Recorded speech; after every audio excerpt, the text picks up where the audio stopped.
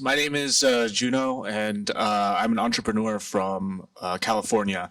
Learned a lot about the general ecosystem here, about just like how business friendly everything has been from like Invest India and other leaders in India.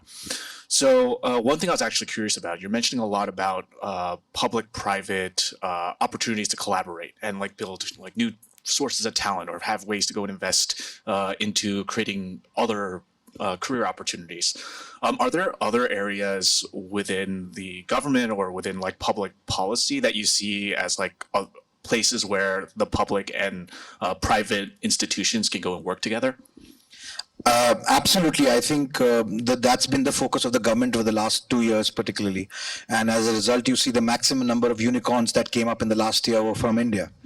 And that is because the startup policy in India is one which is quite encouraging. And like I said, the bulk of the focus has shifted from in India, we had a mindset where everyone wanted stability, and stability meant a government job. That was the mindset for the longest time. Now people have started moving away from that, and you have to create new avenues and opportunities. One of the examples that I'd like to share with you is a person who's a good dear friend. His name is Mr. Sharma, and he's the founder of Paytm.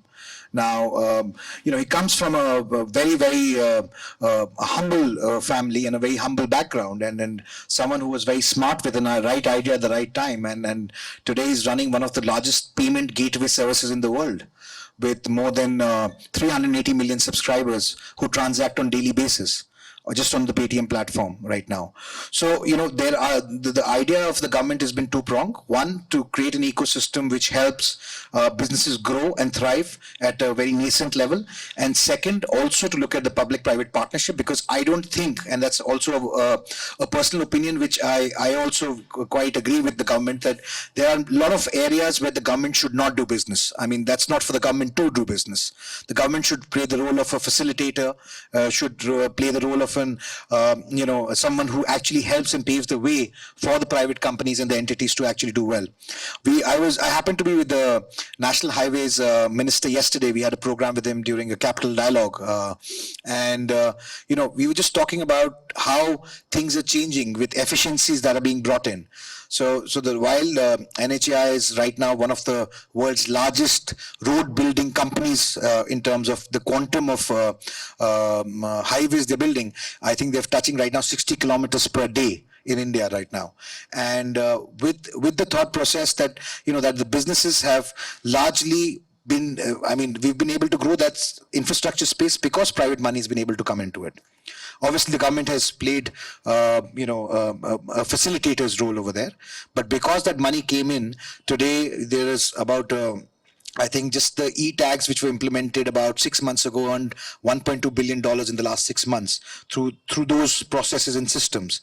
So I personally believe that the government should not do business everywhere, and the government is creating more opportunities for that in multiple ways. So I gave an example of Paytm. I'm also giving an example of the digital e-payment system.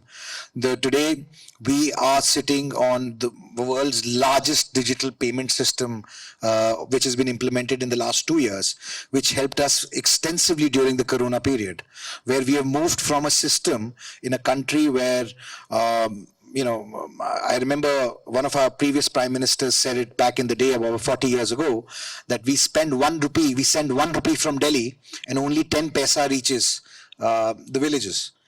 And from that point to today, where 100% of subsidies are directly transferred into the accounts of the person who's to get the benefit and the advantage. So that's only been it's possible because there's been digital transformation of that extent and of that size and scale in the country. Thank you, sir, for your time and for hosting us. My name is